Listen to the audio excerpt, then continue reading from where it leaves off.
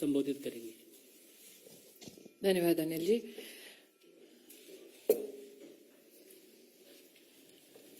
पांच जनवरी को आप सबके सम्मुख पंजाब में प्रधानमंत्री जी की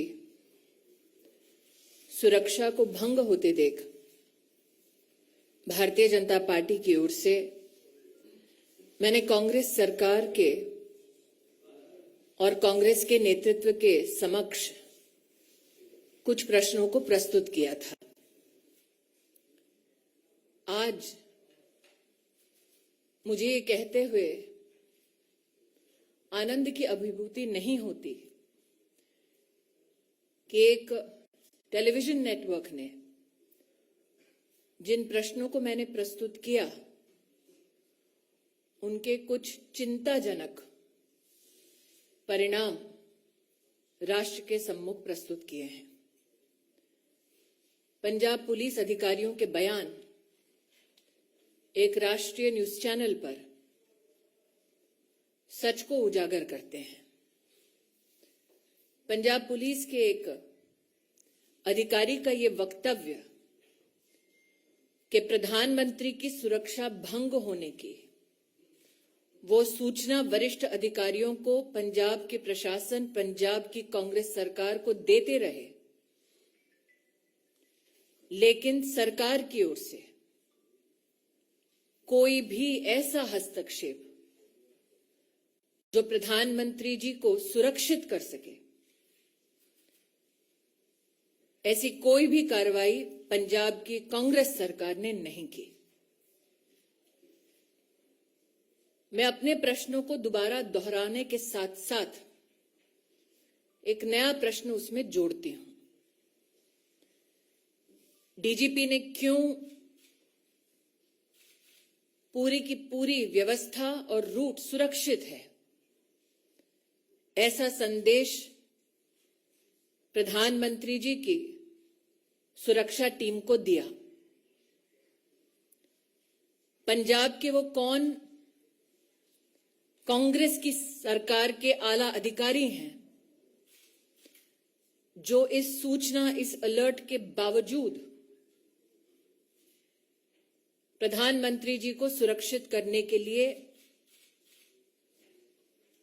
कोई भी कदम नहीं उठा रहे थे?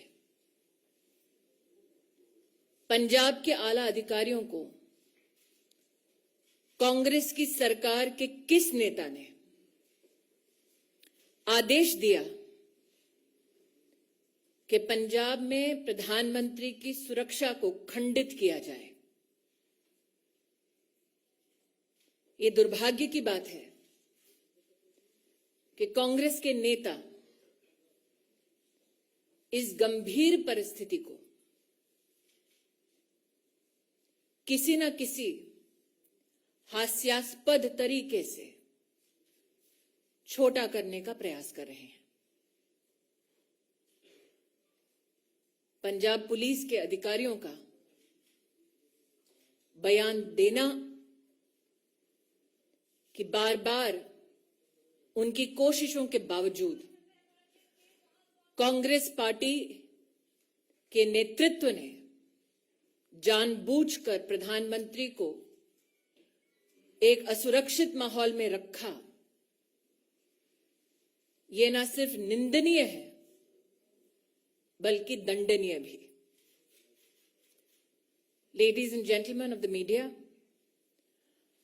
on the 5th of January, on behalf of the Bharatiya Janata Party, we came to you with our outrage with regards to the breach of the Honorable Prime Minister's security in the state of Punjab.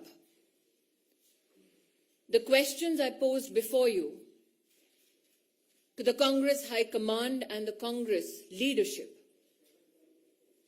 were this: why did the DGP police in Punjab give an all clear in terms of the safety of the route that was to be undertaken by the Honorable Prime Minister? This question was met with an expose by a national news channel. What is extremely disconcerting is that Punjab police officials in this news report have highlighted how they continuously engaged with the Congress government and administration in Punjab to bring to light the threat to the security of the Honorable Prime Minister and his route. The question that begets this expose is who in the Punjab Congress-led government continued to deliberately ignore these threats to the Prime Minister's security. Today, I am joined with and by Shri Anil Baluni to reiterate those very questions to the Congress High Command. Why were security measures which are protocoled for the Honorable Prime Minister deliberately breached due to the active connivance of the Congress-led government in Punjab? Who sought to benefit in the Congress party from the breach of the Prime Minister's security?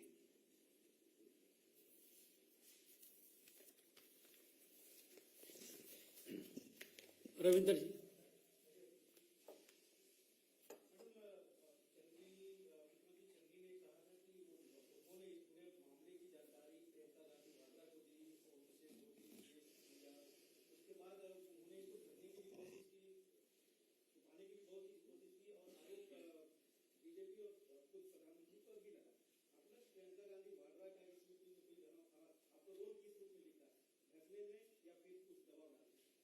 Ravindra जी, जब मैं आपके सम्मुख प्रस्तुत हुई थी 5 जनवरी को, तब कांग्रेस के नेतृत्व में प्रधानमंत्री की असुरक्षा को लेकर, सिक्योरिटी ब्रीच को लेकर जश्न का माहौल था। तत्पश्चात जब देश भर ने अपने आक्रोश को प्रस्तुत किया, तो गांधी परिवार की राजनीतिक आत्मा जागी। आज जो आपने श्रीमती वाड्रा के संदर्भ में मुझसे प्रश्न किया है, मुझे ज्ञात है कि उन्होंने स्वयं एक इंटरव्यू में इस बात को कबूला कि पंजाब के मुख्यमंत्री ने उनको ब्रीफ किया प्रधानमंत्री की सिक्योरिटी ब्रीच के संदर्भ में।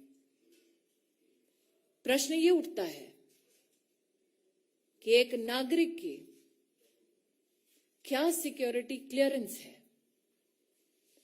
कि उनको एक चीफ मिनिस्टर प्रधानमंत्री जी के सुरक्षा प्रोटोकॉल और ब्रीच के संदर्भ में जो डिटेल्स मात्र सुरक्षा एजेंसीज या इन्वेस्टिगेटिव एजेंसीज तक सीमित होनी चाहिए, उसके संदर्भ में ब्रीफिंग क्यों एक प्राइवेट सिटीजन को हुआ? क्यों वो प्राइवेट सिटीजन जो गांधी परिवार का हिस्सा है, एक इंटरेस्टेड पार्टी है,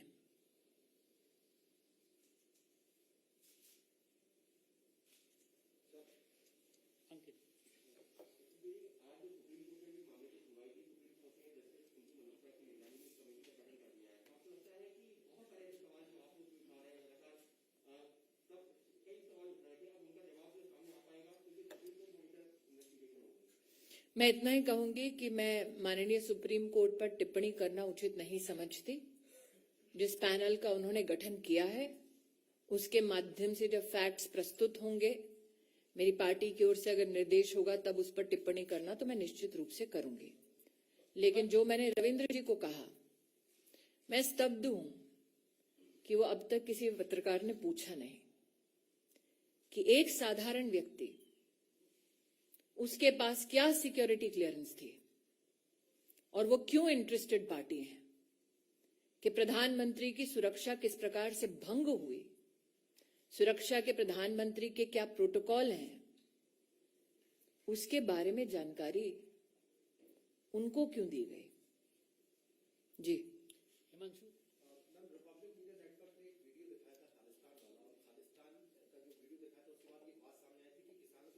से बताया जाता है कि लोगों को इकट्ठा होना है और प्रधानमंत्री के खिलाफ नारेबाजी करनी है। इस बात को लेकर किस तरीके से क्या कहना चाहेंगे, क्योंकि जब जानकारी थी उसके बावजूद भी कुछ नहीं किया। मैंने हिमांशु जी जब अपना वक्तव्य 5 जनवरी को दिया तब कहा planted political instruments. This is post the withdrawal of the farmers' bill. So I again reiterate, who benefited in the Congress party from breaching the Prime Minister's security and putting the Prime Minister at harm? From Times Common, we have seen various videos of those farmers who were protesting on that particular stretch where Prime Minister was going, and they are calling people over there on that particular road before the protest starts. Now, Sikh for Justice also claimed the responsibility, but the government, Punjab government, is not saying anything against this Khalistani link, and also again today the Supreme Court lawyers. Are you surprised that the Congress High Command does not speak against those who seek to disintegrate India? Are you surprised that the Congress leadership will not take a position against those who seek to break India? Thank you.